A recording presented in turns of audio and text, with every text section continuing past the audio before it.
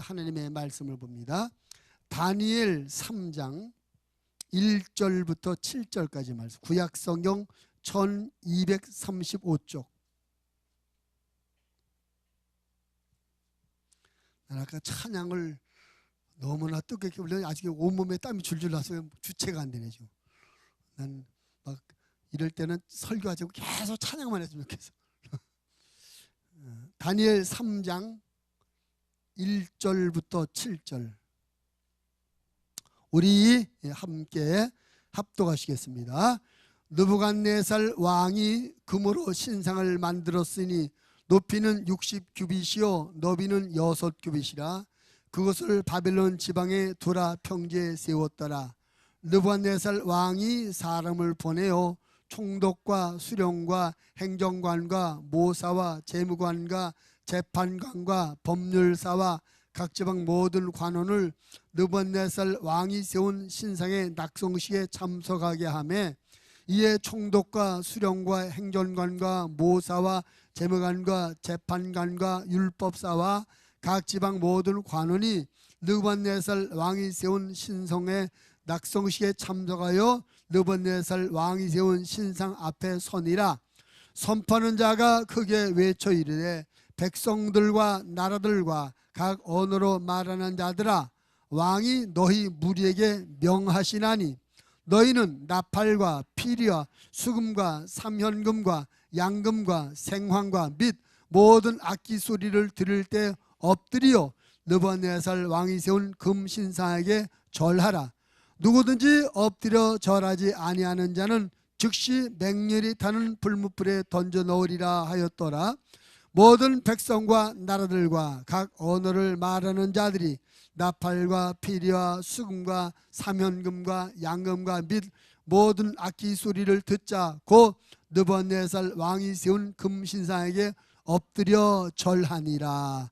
아멘. 기도하겠습니다. 하나님 아버지,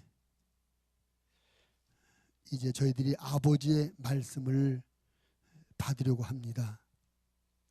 말씀의 주인이신 성령님, 이 시간 우리 가운데 임재하셔서 우리 모두의 마음의 문을 열어주시고 겸손한 마음으로 아버지의 말씀을 받게 하여 주시옵소서. 사람의 말로 듣지 말고 하나님 아버지의 말씀으로 듣게 해주시고 다른 사람에게 하시는 말씀으로 듣지 말고 나에게 주시는 하나님의 명령으로 받을 수 있도록 인도하여 주시옵소서. 하나님의 말씀을 받아들이고 믿음으로 아멘하여 하나님 앞에 영광을 돌려드리게 하여 주시옵소서. 또 받은 말씀을 듣고 아는 것으로 그치지 말고 말씀대로 믿고 말씀대로 살 수 있도록 성령님 우리를 도와주시옵소서. 계속 우리의 믿음이 듣는 하나님의 말씀으로 말미암아 날마다 건강하게 자라나게 해주시고 우리의 삶이 받은 말씀을 실천하여 거룩한 생활에 변화가 있게 하셔서 하나님 앞에 영광을 돌리게 하시며 이웃에게 빛과 소금이 되게 하시며 우리 자신에게는 말씀의 열매가 풍성히 맺는 축복이 되어지게 하여 주시옵소서. 종을 세우셨사오니 성령으로 충만케 하시며 성령으로 말하게 하여 주시옵소서. 예수님 이름으로 기도드리옵나이다. 아멘. 바벨론 왕 느부갓네살이 유대를 비롯하여 그 전 지역을 다 정복을 하고 바벨론 대제국을 이루게 됩니다. 그리고 바벨론 대제국의 위상과 자기 바벨론 왕인 느부갓네살 자기의 권위를 세상 앞에 드러내고 자랑하기 위해서 두라 평지에 신상을 만들어 세우게 합니다. 그 느부갓네살 왕이 만든 신상이 크기가 너비가 3m고 높이가 30m 돼요. 높이가 30m라면 요즘으로 말하면 아파트 한 10층 정도 높입니다. 근데 놀랄 것은 그 너비가 3m 되고 아파트 10층 높이의 이 신상을 전부 금으로 만들었어요. 금으로. 금이 이거 몇 돈이 아니라 몇 톤이 들어갔지 모르겠어요. 그러니까 그 어마어마한 금으로 만드니까, 야, 바벨론이 돈이 얼마나 많으면, 금이 얼마나 많으면 저 10층 높이의 신상을 금으로 전부 만들었을까?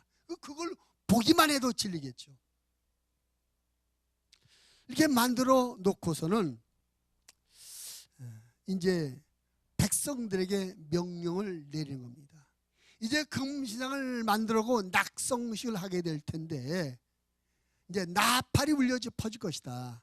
그래서 낙성식 때 나팔이 울려 퍼지면 모든 백성들은 다 금신상 앞에 엎드려 절하라 명령했습니다. 근데 거기까지만 하는 것이 아니라 그 다음에 단서를 붙여. 만약에 낙성식 때 나팔 소리가 울려 퍼졌음에도 불구하고 그 금신상에 엎드려 절하지 않는 사람은 풀무불, 요즘으로 말하면 용광로에 집어 던져서 태워 죽여버리겠다고 엄포를 놓습니다. 그리고 드디어 낙성식이 진행되고 나팔 소리가 울려 퍼질 때, 오늘 읽은 맨 마지막 절 보니까 모든 백성이 다 그 앞에 엎드려 절을 하더라. 오늘 말씀의 내용이 이런 내용이에요. 오늘 이 말씀을 통해서 우리가 말씀의 교훈을 받고 이 말씀에 따른 우리의 믿음을 굳건히 세우시는 그런 시간이 되기를 바랍니다. 말씀의 제목을 느부갓네살 왕의 금신상이라는 제목으로 함께 은혜를 나누려고 합니다. 자, 말씀에 보니까, 자, 먼저 1절 말씀에 보니까 느부갓네살 왕이 금으로 신상을 만들었으니 높이는 60규빗이요 너비는 6규빗이라 그것을 바벨론 지방의 두라 평지에 세웠더라. 자, 이 느부갓네살 왕이 엄청난 금을 가지고 거대한 금 신상을 만들었다. 왜 만들었느냐? 앞에서 말씀드린 것처럼 바벨론이 얼마나 대단한 나라인지, 그리고 그 바벨론을 통치하는 자기가 얼마나 엄청난 존재인지를 세상에 알리고 싶어서 이 금신상을 만들어 세워놓고 절하라고 하는 것입니다. 여러분이 바벨론의 느부갓네살 왕 정도 되면 이렇게 하지 않았을까요? 우리가 성경을 이 사람 못됐네, 왜 그러지? 막상 우리가 그런 환경, 그런 자리에 그런 엄청난 것을 갖게 되면 이보다 더 할지도 몰라요. 어쩜 우리 안에 그런 게 있어요. 우리가 지금 그럴 능력이 안 되고 환경이 안 되니까 못하는 거지. 대보세요. 돈을 갖고 권력을 갖게 되면 확 달라져요. 정치인들 보십시오. 정치인들 보세요.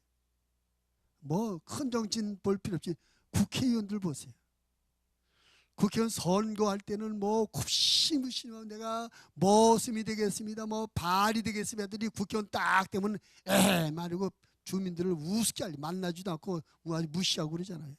권력의 자리에 올라가고 돈의 방석에 앉으면 그렇게 돼요. 근데 누구나 그럴 수밖에 없어요. 그런데 느부갓네살은 이러면 안 되는 사람이에요. 왜냐? 그 앞에 어떤 사건이 있었어요. 2장에서 어떤 사건이냐면 느부갓네살이 잠을 자다가 한 꿈을 꿨어요. 꿈을. 근데 이 꿈이 도대체 무슨 뜻인지를 몰라서 전전긍긍하고 있을 때 다니엘이 와서 그 꿈을 해몽해 줍니다. 그 꿈을 길게 해몽하는데 아주 핵심적인 것은 그 앞에 있는 2장 37절 38절의 말씀이 느부갓네살 왕이 꿈의 해몽이에요. 한번 읽어봅시다. 2장 37절 38절 시작. 왕이여, 왕은 여러 왕들 중에 왕이시라. 하늘의 하나님이 나라와 권세와 능력과 영광을 왕에게 주셨고 사람들과 들짐승과 공중의 새들 어느 곳에 있는 것을 막론하고 그것들을 왕의 손에 넘기사 다 다스리게 하셨으니 왕은 곧 그 금머리니이다. 이 37절 38절의 말씀이 뭡니까? 왕이요, 당신의 꿈 내용이 이겁니다. 하나님께서 당신에게 나라와 권세와 능력과 영광을 주셨습니다. 뿐만 아니라 하나님께서 당신에게 사람들과 들짐승과 공중의 새들 어느 곳에 있는 것을 다 막론하고 다 다스리도록 해 주셨습니다. 그러니까 이 느부갓네살의 왕의 자리와 왕의 통치권과 모든 것을 하나님께서 주신 것이다 라고 꿈 해목을 해줬어요. 그럼 느부갓네살이 무슨 생각해야 되겠습니까? 내가 이 왕의 자리에 올라앉은 건 내 실력, 내 능력이 아니라 하나님의 은혜로구나. 이 바벨론 나라가 엄청난 대제국이 된 것이 내가 통치를 잘하고 내가 전쟁을 잘해서 그런 것이 아니라 하나님께서 주시는 하나님의 은혜로구나 하고 생각해야 맞죠. 이 꿈이 없었다면, 이 꿈과 해몽이 없었다면 앞에서 말한 것처럼 그가 그만한 부를 가졌고 그만한 통치권을 가지고 그거 자랑할 만하죠. 할 만해요. 근데 문제는 이것이 자기 실력, 자기 능력이 아니고 하나님께서 주신 것이라고 할 때는 달라져야죠. 분명히 꿈을 꾸었고 다니엘 선지를 쳐서 해명을 들었으면 그렇구나, 내가 미처 몰랐는데 나는 내가 훌륭하고 내가 능력 있고 내가 대단해서 이만한 것을 만들려 알았는데 내 실력, 내 능력이 아니고 하나님이 하신 거구나 깨달았던 그 모든 영광을 하나님 앞에 돌려야 맞지 않습니까? 근데 지금 느부갓네살은 금신상을 세우고 자기 자랑이 나다, 내 신이다, 절하라.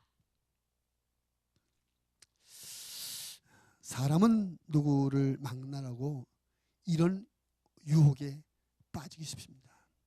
우리가 지금 그만한 환경도 되지 않고 조건이 안 되니까 못하지, 조건되고 환경되면 나도 모르게 울뚝울뚝 내가 올라와요. 그래서 자기 자랑하려고 자기 교만을 내세우고 자기 교만에 빠져서 엉뚱한 짓, 해서는 안 될 짓을 하게 된 것이 사람인 것입니다. 이게 느부갓네살을 보면서 우리는 이런 느부갓네살의 모습이 바로 내 모습이구나, 내가 바로 이렇게 이런 성향을 가지고 있구나, 우리가 깨달아야 되는 것이죠. 근데 우리가 이런 유혹에 교만하고 자기 자랑하고 자기를 높이는 이런 함정에 잘 빠지니 마귀는 그런 우리의 약점을 알아가서 살살 골 건드려요. 재미를 봤었거든 마귀가. 옛날에 창세기 3장 에덴 동산에서 재미를 봤어요. 하나님께서 만드신 최초 인간 아담과 하와가 에덴 동산에 살게 됐을 때 하나님께서 그들에게 동산을 모든 걸 다 먹어라, 다스려라. 그런데 동산 한가운데 있는 선악과 열매 그것만은 먹지 말아라. 그거 먹으면 너 죽는다, 반드시 죽는다, 먹지 마라 했어요.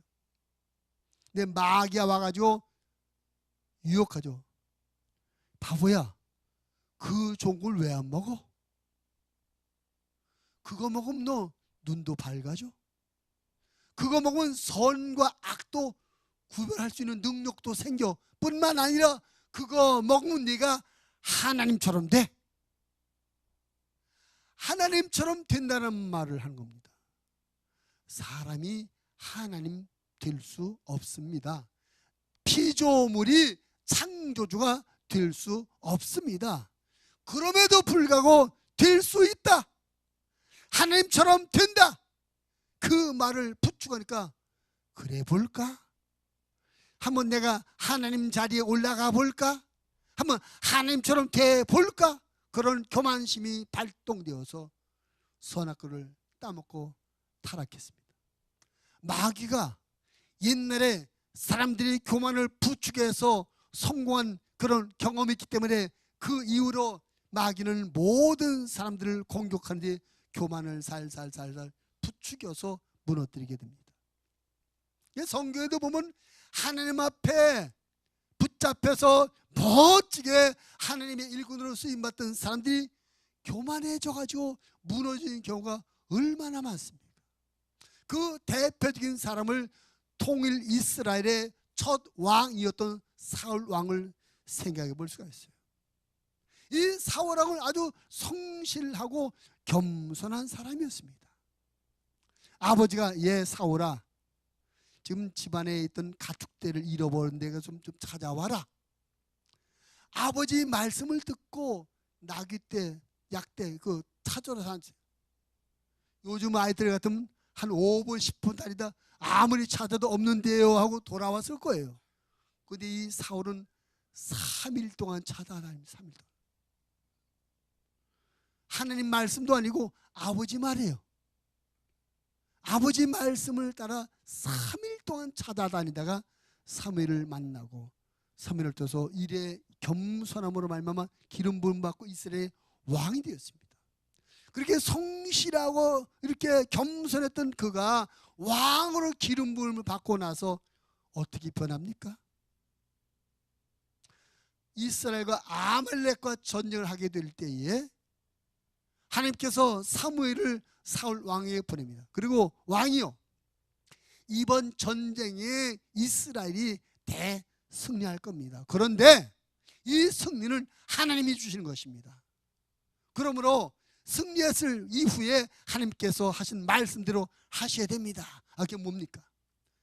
가서 아말렉과 전쟁할 때 적군의 생명이 있는 모든 것을 하나도 남기지 말고 싹 진멸하십시오. 사람은 물론이거니와 짐승 때까지도 생명 있는 것은 하나도 살려두지 말고 싹 다 죽여야 됩니다. 하나님의 명령이었습니다. 알겠습니다. 그 전쟁을 하게 되었고 하나님의 말씀대로 전쟁에서 대승리를 거뒀습니다. 문제는 그 다음이에요. 승리했으면 사울이 어떻게 해야 되죠? 하나님의 명령에 따라서 적군은 싹 죽이고 거기는 말, 약대, 짐승 때 싹 죽여야 맞습니다. 근데 사울이 그렇게 안 해요. 딴 생각을 먹어요. 무슨 생각? 이거 죽이기가 너무 아깝다. 그냥 죽이는 것보다 저 아말렉 왕 아각도 생포하고 많은 포로들을 다 끌고 가면 우리 백성들이 우리 사울 왕이 적의 왕 아각을 끌고 왔다, 우리 양 멋지다, 높아질 거 아니겠어요? 그리고 거기 많은 기름진 소, 양 그냥 끌고 오면 이거 얼마나 더 백성들이 우리 왕이 우리에게 또 소양을 갖다 주나 얼마나 인기 높아지겠습니까? 죽이지 않고 저게 왕 아각과 포를 끌어오고 살찐 소와 양들을 끌고 오는 것입니다. 사무엘이 그것을 보고 깜짝 놀랐어요. 아니, 왜 하나님의 말씀대로 하지 않는 것입니까? 그랬더니 나 하나님의 말씀대로 하고 있습니다. 이거 뭐예요? 이거요? 이것은 하나님 우리에게 전쟁의 승리를 준 하나님 앞에 감사, 제사, 제물로 드리려고 갖고 온 겁니다. 아니, 하나님은 언제 제물을 갖고 오라고 그랬습니까? 하나님의 명령보다 자기 판단, 자기 생각을 또 높이 세우고 끌고 왔죠. 그래서 하나님의 선지자 사무엘이 아주 엄청난 말을 하죠. 뭐라고 말합니까? 왕이요, 당신이 하나님의 말씀을 버렸으므로 하나님도 당신을 버려 왕이 되지 못하게 합니다. 당신이 하나님의 말씀을 버렸으므로 하나님도 당신을 버려서 왕이 되지 못하게 합니다. 교만하면 버림을 받습니다. 교만하면 버림을 받습니다. 근데 우리 안에는 교만이 늘 있어요. 그래서 우리는 늘 교만을 경계하면서 살아야 될 줄은 믿습니다. 성경에 이런 이야기들이 왜 기록됐겠어요? 교만하면 이렇게 망한다. 자기 자랑하고 자기 높이고 교만하면 망하니까 절대 교만하지 말라, 이런 교훈을 심어주려고 이런 말씀이 있는 것 아니겠습니까?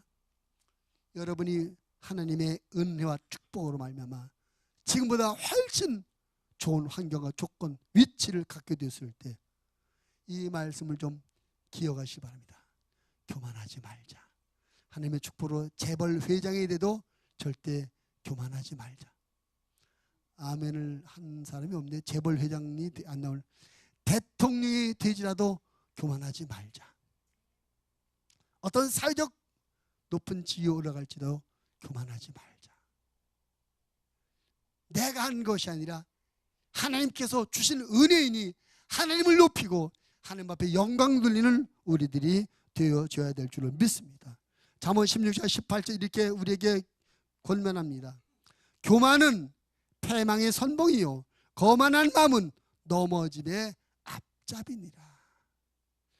느부갓네살 결국 이 뒤에 보면 한번 크게 망하게 되죠. 왕의 자리에서 쫓겨나서 들에서 짐승처럼 살게 돼요. 손톱이 독수리 발톱 같고 이슬레 젖고 머리털 짐승같이 살았어요. 교만함으로 말미암아 하나님께 내침을 당해서 이렇게 됐습니다. 오늘 느부갓네살 왕이 금신상을 세웠습니다. 교만해서 그랬다. 우리가 교만을 경계하고 늘 겸손의 자리를 지킴으로 말미암아 겸손한 자에게 주시는 하나님의 은혜와 축복을 유지하며 누리며 살아가는 하나님의 사람들이 다 되시기를 주님의 이름으로 부탁을 드립니다. 오늘 느부갓네살의 금신상을 통해서 우리가 교만을 경계하는 교훈을 받게 되는 것입니다. 그 다음에 두 번째로 이제 금신상을 세워놓은 다음에 백성들에게 명령을 하지요. 5절과 6절 한번 같이 읽어봅니다. 5절 시작. 너희는 나팔과 피리와 수금과 삼현금과 양금과 생황과 및 모든 악기 소리를 들을 때에 엎드려 느부갓네살 왕이 세운 금신상에게 절하라. 누구든지 엎드려 절하지 아니하는 자는 즉시 맹렬히 타는 풀무불에 던져 넣으리라 하였더라. 느부갓네살이 왕이 두라 평지에 30m짜리 금 신상을 세워놓은 다음에 백성들에게 저 상의 신상에 절하라, 절하라고 명령합니다. 금 신상에 절하라고 왕의 명령이 내려지고 있습니다. 그리고 절하지 않으면 풀무불 속에 던져 넣겠다. 우리가 이 말씀에서 이제 두 번째 금 신상에 절하는 왕의 명령의 부분을 우리가 생각해 보려고 하는 것입니다. 자, 느부갓네살 왕은 금신상을 만들어 놓은 다음에 왜 백성들에게 그 이 신상에 절하라고 했을까? 왜 절하라고 했을까?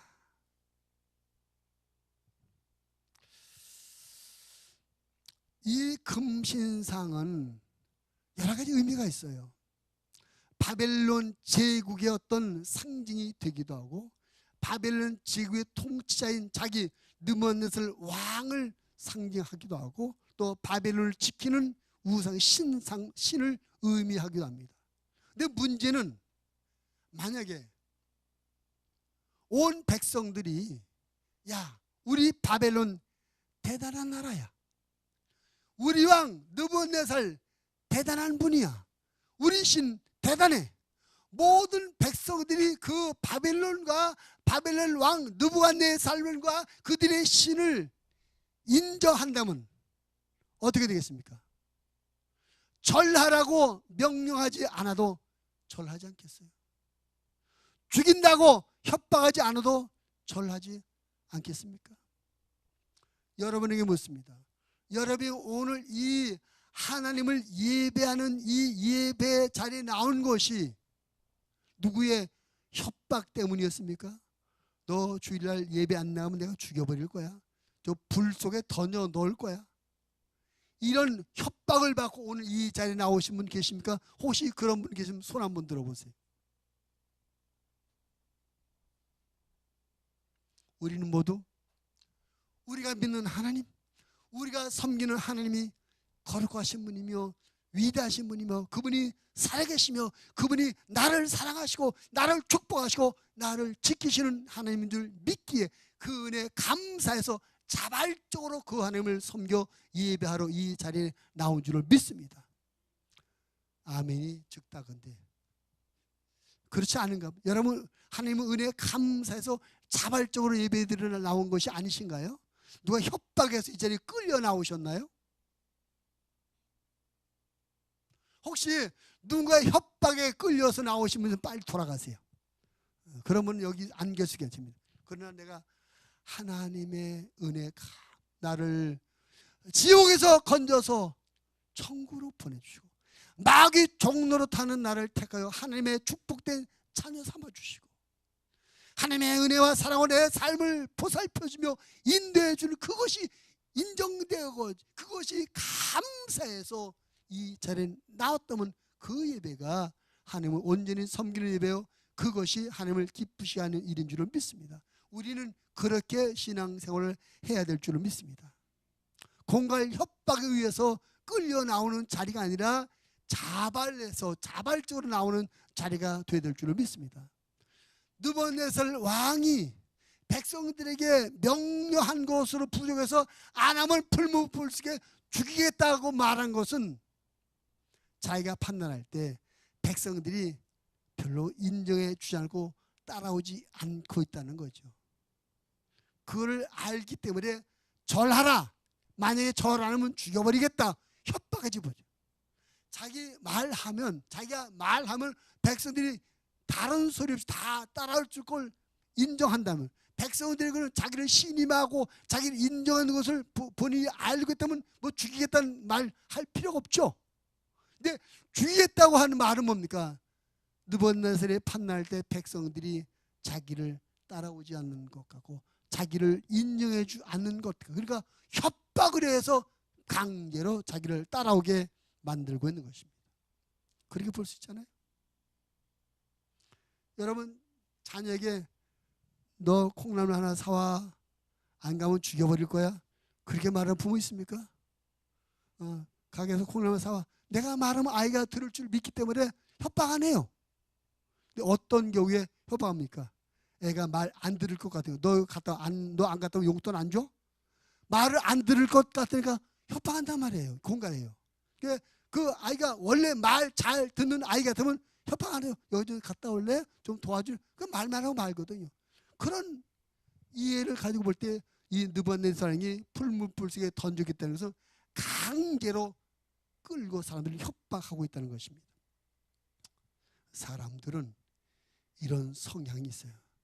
자기가 하는 것을 다 따라와 주고 다른 사람이 내가 하고 있는 것을 옳다고 인정해 주기를 원합니다. 인정받기를 원합니다.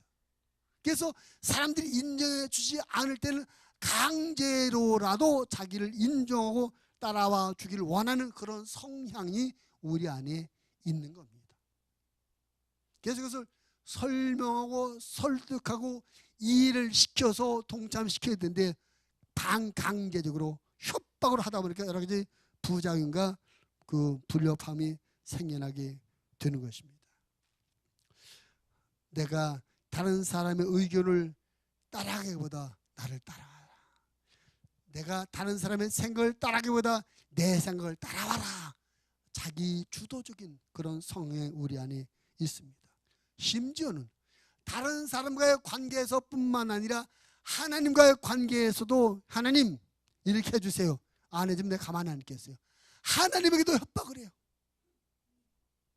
하나님에게도. 우리가 하나님의 뜻을 받아들여야 되는데 그리고 하나님의 뜻과 내 뜻이 부딪힐 때 내 뜻을 내려놓고 하나님의 뜻을 따라가야 되는데 끝까지 고집해요. 그러면 하나님과 나와의 관계가 깨지고 실패되는 겁니다. 사람들과 관계에서 끝까지 나를 고집하면 그 사람과 나의 관계가 불편한 관계, 잘못된 관계가 되어버리고 맙니다. 그래서 우리는 항상 하나님 앞에서나 사람들 앞에서 내 뜻, 내 판단, 내 생각만 옳다는 자기 주장을 겸손히 내려놓으며 주의해야 될 필요가 있다라고 하는 것입니다. 그래서 우리 하나님을 믿는 성도들이 가져야 될 자세는 뭐냐? 내 생각, 내 뜻을 따라오세요가 아니라 내가 하나님의 뜻을 따라갈 테니 당신도 하나님의 뜻을 같이 따라갑시다. 아멘. 이래야 돼요. 내가 오르니까 나만 따라와. 그게 아니라 저도 부족합니다. 그래서 저도 내 생각이 아니라 하나님의 말씀을 따라가려고 합니다. 그러니 당신도 하나님의 말씀을 따라가면 좋겠습니다. 그리고 우리는 하나님과 그의 말씀 안에서 같은 목적, 같은 방향, 같은 길을 걸어가야 될 줄로 믿습니다. 우리가 그런 무리 아닙니까? 이 공동체가 그런 공동체 아닙니까? 아멘. 우리 모두 지금 하나님이 정해주신 방향, 천국을 향해서 가고 있는 것입니다. 믿으시면 아멘. 우리가 가는 그 길이 하나님의 말씀이 깔아놓은 길을 가는 거예요. 마치 기차가 레일 위를 달리는 것처럼 우리는 하나님의 말씀 위를 가는 것입니다. 말씀에서 이탈되면 우리가 잘못되는 거예요. 그래서 말씀에서 이탈되지 않도록 서로 격려하면서 하나님의 말씀 따라 갑시다. 하나님의 뜻 따라 갑시다. 서로 격려하며 붙잡아줘서 다 같이 같은 목적지에서 같은 방법으로 가는 것입니다. 이것이 신앙의 공동체, 이런 목적 때문에 하나님께서 우리를 한 성도로 모아 묶어 주시고 묶어 주신 줄로 믿습니다. 그래서 교회 안에서는 또 하나님이 일을 할 때는 나만 따라와라, 내 생각대로만 하자, 내 방식으로 가자 하는 주장을 다 내려놓고 주님 뜻대로 합시다, 하나님의 말씀대로 합시다라고 나가야 될 줄 믿습니다. 그리고 하나님의 말씀대로 갑시다, 주님의 뜻대로 합시다 할 때는 아무도 아닙니다 이유를 제기할 것이 아니라 아멘 하고 받아들이고 함께 해야 될 줄로 믿습니다. 아멘 합시다. 아멘. 아멘 하고 하나님과 하나님의 말씀의 뜻 앞에 항상 아멘 하고 함께 하시는 우리 목양 가족들이 되시기를 주님의 이름으로 부탁을 드립니다. 내 뜻이 이루어지는 것이 아니라 하나님의 뜻이 이루어져야 되는 것입니다. 내 방법대로 가는 것이 아니라 하나님의 방법대로 가야 되는 것입니다. 그래서 성경은 우리에게 하나님의 뜻을 분별하는 것이 얼마나 중요한지 가르칩니다. 로마서 12장 2절 말씀해 보니까 너희는 이 세대를 본받지 말고 오직 마음을 새롭게 함으로 변화를 받아 하나님의 선하시고 기뻐하시고 온전하신 뜻이 무엇인지 분별하도록 하라. 하나님의 뜻을 분별해서 살라라고, 그 하나님의 뜻을 따라가라라고 말씀하고 있습니다. 일과 관련해서 세례요한을 한번 소개하겠습니다. 세례요한 아시죠? 세례요한 예수님보다 먼저 활동하셨어요. 그래서 세례요한은 회개하라, 회개하라 하고 회개를 선포했습니다. 그리고 요단강에서 사람들에게, 회개하는 사람들에게 침례를 베풀었어요. 그래서 많은 사람들이 세례요한을 따르게 되고 세례요한의 제자가 되었습니다. 그래서 이렇게 세례요한이 왕성하게 사역을 하고 수많은 사람이 세례요한을 따라가고 있을 그때에 뒤늦게 예수님이 등장하십니다. 예수님이 등장하시고 예수님이 말씀을 가르치시고 예수님께서 여러 가지 병도 고쳐주고 귀신도 내쫓고 놀라운 일을 하다 보니까 예수님의 소문이 점점 퍼지게 됩니다. 결국 세례요한의 제자였던, 세례요한을 따르고 세례요한의 제자였던 사람이 세례요한을 떠나서 예수님의 제자가 됩니다. 예수님을 따라갑니다. 만약에 여러분이 세례요한 입장이라면 어떻게 하시겠습니까? 그 남아있는 세례요한의 제자들이 요한에게 말해요. 선생님, 선생님의 제자였던 사람이 지금 저 예수의 제자가 다 됐습니다. 어떻게 하면 좋아요? 여러분 같으면 뭐라고 하세요? 야, 가서 그럼 잡아. 내가 가만 안 두겠어. 절대 가만 안 돼. 그러지 않겠습니까? 근데 세례요한이 요한복음 3장 30절에서 이렇게 말합니다. 그는 흥하여야 하겠고 나는 쇠하여야 하리라. 그분은 하나님이 보내신 메시아다. 그분은 하나님의 뜻을 이루러 오신 분이다. 그러니 그분을 따라가고 그분이 잘 돼야 된다. 나는 망할지라도 그분이 돼야 된다 하라고 겸손하게 고백했습니다. 자기 목적, 자기 상을 다 내놓고 예수님을 높여들고 예수님을 따르는 것을 인정했습니다. 이런 세례관의 겸손이 나와 여러분에 있게 되기를 바랍니다. 다람술 사람들하고 나만 따라와라, 나하고 함께하자, 나만을 주장하는 것이 아니라 하나님을 따라갑시다. 주의 뜻을 따라갑시다. 하나님의 말씀대로 삽시다. 그래서 우리 모두를 하나님의 말씀을 따라가는 그런 환경과 조건으로 만들어야 될 줄을 믿습니다. 나를 주목하게 하지 말고 하나님을 주목하게 해야 됩니다. 내 말을 듣게 하지 말고 하나님의 말씀을 듣게 해야 됩니다. 나의 방식을 따라가지 말고 하나님의 방식을 따라가도록 해야 됩니다. 우리가 서로 그렇게 할 때 멋진 영적인 공동체가 되리라 믿습니다. 바라고 기도하기는 우리 모든 목양가족들이 서로 주님 따라갑시다. 주님의 말씀대로 합시다 하여 우리 모두가 주님의 길을 잘 따라가는 멋진 크리스찬의 무리가 되시기를 주님의 이름으로 축원을 드립니다. 마지막 세 번째로 결국 이 느부갓네살 왕이 자 나팔 소리가 날 때 절해. 만약에 절 안 하면 전부 불 속에 집어 죽여버릴 거야. 그랬더니 마지막 절 보니까 전부 다 절했어요. 한번 마지막 절 한번 읽겠습니다. 7절 시작.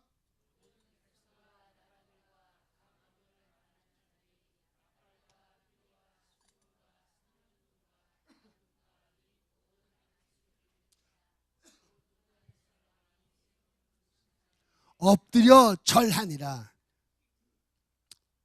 나팔 소리가 나니까 어떻게 했다고요? 모든 백성과 나라들과 각 언어를 말하는 자들이 다 금신상에게 엎드려 절했다. 자, 여기서 생각해 봅니다. 그 사람들은 왜 금신상에게 엎드려 절했을까? 그 사람들은 왜 금신상에 엎드려 절했을까?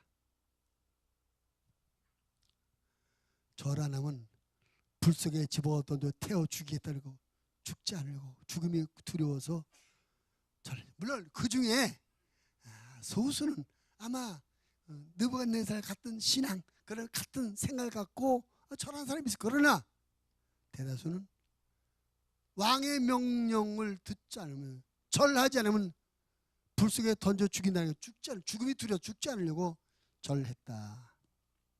여러분, 사람들이 제일 약할 때가 언제예요? 죽음의 협박을 받을 때가 제일 약해. 그래서 강도라는 직업이 생긴 겁니다. 죽여버려, 내나 있는 거 다 내놔. 사람들이 죽음을 두려워하니까 강도라는 직업이 생겼지, 사람들이 죽음을 두려워하지 않으면 강도 돈벌이가 되겠어요? 죽인다 그래, 죽여. 그래, 알았어. 그러면 강도가 안 되죠. 재미가 없지. 사람들은 죽음을 두려워합니다. 근데 왜 죽음을 두려워할까요? 죽음에 대한 이해를 잘못하고 있기 때문에 죽음을 두려워하는 것입니다. 세상 사람들이 이해하는 죽음은 무엇입니까? 이 모든 것의 끝이라고 생각해요. 내가 죽으면 끝이야. 이 좋은 세상 더 볼 수도 없고 더 누릴 수도 없어. 죽으면 안 돼. 죽음은 끝이라고 생각하니까 죽지 않으려고 죽음을 무서워해요. 죽인다고 무서워해요. 그런데 성경은 죽음을 모든 것의 끝이라고 가르쳐 주지 않습니다. 오히려 죽음은, 성경이 가르친 죽음은 더 좋은 것으로의 새로운 출발이 죽음이다. 즉 죽음은 이 세상의 삶에 대한 하나님의 보상과 상급을 받기 위해 나의 거처를 이곳에서 천국으로 옮기는 것이 죽음이다. 아멘을 크게 합시다. 이 말에 불만이 있어요? 이 죽음의 정리 다시 할게요. 죽음은 이 세상 삶에 대한 하나님의 보상과 상급을 받기 위해 나의 거처를 이 세상에서 천국으로 옮기는 것이다. 믿으시면 더 크게 아멘 합시다. 그럼 죽음이 그런 것으로 이해하는 사람은 죽음을 두려워할 이유가 없겠죠. 그죠? 오히려 죽음을 그리워하고 빨리 죽었으면 좋겠다. 저 천국에 빨리 갔으면 좋겠다. 정말 빨리 갔으면 좋겠어요. 그죠? 빨리 가면 얼마나 좋을까. 빨리 가면 거기 가면 누구하고 싸울 일도 없고 누구 눈치 볼 일도 없고 불안에 떨 필요도 없고 병들 일도 없고 백내자 수술 받을 일도 없고 거기 가면 그런 거 없어요. 처자식 먹여 살려고 새벽부터 밤늦게까지 뻘뻘 애쓸 필요도 없고 그래요. 빨리 가야 좋지. 바울도 빨리 가고 싶다 그러더라고. 근데 빨리 가고 싶은데 이 땅에 있는 성도들 때문에 못 가겠다고 그러더라고요. 고린도후서 5장 1절에서 바울의 죽음에 대해서 이렇게 정리. 만일 땅에 있는 우리의 장막집이 무너지면 하나님께서 지으신 집, 곧 손으로 지은 것이 아니라 하늘에 있는 영원한 집이 우리에게 있는 줄 아느니라. 죽음이란 이 무너져버리는 흔집을 버리고 영원히 무너지지 않는 새 집으로 이사가는 것이 죽음이다. 아멘. 이렇게 생각하니까 얼마나 죽음이 좋은 거예요. 우리가 죽음에 대한 올바른 이해를 가지고 이 세상을 살아야 됩니다. 그러면 우리가 죽음의 모든 공포와 두려움에서 해방을 받고 자유함을 가지고 살 수가 있습니다. 뿐만 아니라 죽음에 대한 올바른 이해를 갖고 살면 이 세상에서 잘못된 삶을 살잖아요. 잘못된 삶이란 뭐냐? 죽음으로 모든 것이 끝이다. 죽음은 모든 것이 끝이다고 죽음을 그렇게 오해하는 사람들이, 그러니까 죽기 전에 다 해보자, 다 누려보자, 무슨 짓을 해서라도 다 해보자. 그러니까 막 살게 되죠. 죽으면 못하니까 막 사는 거예요. 내 거 없으면 남의 걸 뺏어서라도 막 사는 거예요. 남을 사기치고 남을 모함해서라도 빼서 자기 한심으로 다 해요. 죽음에 대한 오해 때문에. 근데 죽음이란 이 세상의 삶에 대한 하늘의 평가와 보상을 받는 것이라면 그 하나님 앞에서 더 좋은 칭찬과 보상을 받기 위해서 더 올바른 삶, 내용 있는 삶을 살게 되지 않겠습니까? 하나님 앞에서 칭찬받고 하나님 앞에서 인정받고 하나님으로부터 상과 멸류관을 받을 수 있는 그런 삶을 살려고 애쓰지 않겠습니까? 그래서 죽음에 대한 올바른 이해를 해야 이 세상의 생활도 제대로 하는 거예요. 요즘 우리가 새벽 예배 때 로마서를 보고 있는데, 로마서 요즘 주제는 이제 오늘 로마서 6장을 봤어요. 우리 믿음이라는 것과 율법과의 관계를 삼는, 유대인들은 율법을 다 지켜야 의인으로 인정받아서 구원받는다라고 말해요. 율법을 다 지키는 것이 구원의 조건이었습니다. 근데 바울은 아니다. 구원의 조건은 우리가 예수님을 믿는 것이다. 우리가 예수님을 믿으면 구원을 받는다. 구원의 조건은 예수님 믿는 건데, 그런데 이렇게 예수님을 믿어서 구원받은 사람은 구원받은 사람답게 살아야 된다. 이 구원받은 사람답게 사는 것이 말씀대로 살아가는 거다. 그래서 우리가 구원받았기 때문에 나를 구원해 주는 하나님 앞에 올바른 삶을 살자. 그래서 선한 일도 하고 다른 사람을 돌봐주기도 하고 나를 희생하면서 다른 사람을 섬겨주고 하나님이 말씀하신 명령을 순종하는 삶을 살아가는 거예요. 우리가 이런 삶을 잘 살고 하나님이 오라고 부를 때 그 하나님의 심판 때 앞에서 내가 이렇게 열심히 살았구나, 많은 사람을 이렇게 도와줬구나, 이렇게 열심히 복음을 전했구나, 하나님 내 말씀을 이렇게 지키며 살았구나, 애썼다, 상 받아라, 면류관 받아, 이렇게 받게 되는 거죠. 아멘. 그래서 바울이 죽음이란 그런 것이라는 걸 알았기 때문에 결혼도 하지 않고 선을 하면서 복음을 살면서 하나님의 선교에 평생을 들였습니다. 그래서 그가 나이가 많이 들고 병들어 죽어갈 때 마지막 유언장처럼 쓴 편지가 이제 디모데후서인데, 그 디모데후서 4장에서 죽음을 앞둔 자기의 마음을 이렇게 써놓고 있습니다. 디모데후서 4장 7절 8절.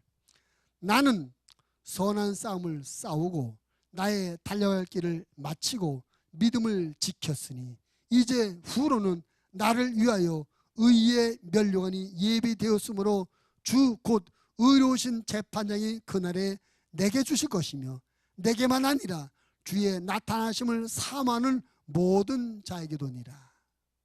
이 말은 뭡니까? 내가 지금까지 내가 살아야 될 선한 삶을 잘 살았고 믿음을 잘 지켜고 영적 싸움을 잘했다. 그래서 이제 죽음은 하나님 앞에 가서 상 받으러 간다, 면류관 받으러 간다라고 말하고 있습니다. 죽음에 대한 공포 두려움이 전혀 없습니다. 오히려 소망이 넘쳐나고 있습니다. 바라기는 나와 여러분도 이런 소망이 충만한 이런 죽음을 맞이할 수 있게 되기를 주의 이름으로 축원을 드립니다. 죽을 때 불안해하고 죽기 싫어, 무서워, 곁길로 가는데, 그래서 여러분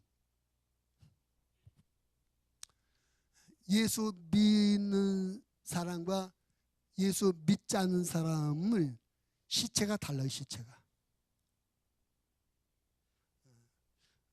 여러분 이래 봐도 이 손으로 한 수십 명 시체를 만져서 이 수세해서 다 했어요.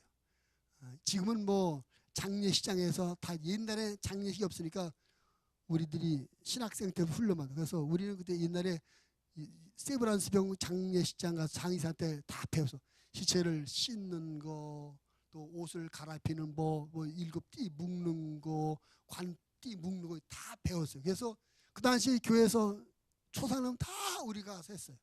수십 명 했어요. 근데 예수님 믿는 본인 당사자가 죽은 경우도 있고 그 믿는 성도들의 믿지 않는 가족이 죽는 경우가 있습니다. 믿지 않는 남편이지만 아내가 집사님이니까 그 남편 평생 믿지 않았지만 장례식이라도 기독교식으로 하고 싶어서 교회 의뢰면 우리가 가요. 근데 시체가 달라. 예수님을 믿고 죽은 시신은 부들부들해요. 부들부들해. 얼굴이 그렇게 평안할 수 없어요. 평상시 잠자는 것보다 더 평안해. 근데 예수님을 믿지 않은 사람들의 시체는 온몸이 굳어있고 얼굴이 험상궂어요. 보기만 해도 흉측해. 시체가 달라요. 왜 그런지 아세요? 그 해답은 부자와 나사로의 이야기에 나와 있습니다. 우리가 누가복음에 있는 부자 나사로 얘기죠. 나사로가 죽었을 때 천사들에게 받들려 갔다. 예수 믿는 성도가 죽을 때 하나님께서 천사를 보내가지고 천사가 그 영혼을 모시고 갑니다. 마지막 죽는 순간에 내 죽음이라는 것은 내 육체에서 영혼이 빠져나가는 게 죽음이잖아요. 내 영혼이 빠져갈 때 천사가 나를 데려와서 갑시다. 최충기 목사님 하나님이 오라고 부르십니다. 갑시다. 천사가 내릴 때는 얼마나 행복해요. 이 행복한 상태에서 영혼이 빠져가고 행복한 얼굴이 그대로 굳어 있는 거야. 그러니까 행복하고 안정하고 편안한 모습이죠. 그런데 믿지 않는 사람은 어디로 가죠? 지옥으로 간대. 지옥의 사들, 귀신들이 와서 끌고 가. 그러니까 귀신들이 끌고 가자. 안 갈래, 무서워 하다 죽으니까 얼굴이 무섭게 굳어있고 공포스러울 것이고. 왜 이해다 지금? 죽음에 대한 올바른 이해를 하자. 그래서 죽음에 대한 오해 때문에 이 세상을 잘못 살지 말고 이렇게 안 하면 죽인다고 우상에게 절하지 말고 하나님의 말씀을 따라 하나님의 나라에서 상받고 칭찬받고도 열심히 하는 그런 삶을 살아가자. 그래서 우리가 하나님 오라고 부를 때 하나님의 심판대에서 정말 상받고 멸류관 받고 그 영광을 영원히 천국에 누리는 우리 모두가 되시기를 바랍니다. 오늘 느부갓네살의 금신상 이야기가 우리가 세 가지 교훈을 줍니다. 첫째, 자기를 높이는 교만을 내려놓고 늘 낮추는 겸손한 마음을 갖고 살자. 두 번째, 다른 사람을 억지로 나에게 굴복시 억지로 끌고 가고 나를 주장하지 말고 항상 우리는 하나님의 뜻을 내세우고 하나님의 뜻을 따라가자. 죽음을 두려워하지 말고 하나님의 앞에서 심판받는 걸 생각해서 우리가 이 세상 사는 하나님의 뜻을 이루며 선한 일을 행하는 그런 삶을 살자. 그래서 하나님 앞에 많은 칭찬을 받자. 우리 모든 목양 가족들이 이런 믿음으로 살 수 있게 되기를 주님의 이름으로 축원을 드립니다.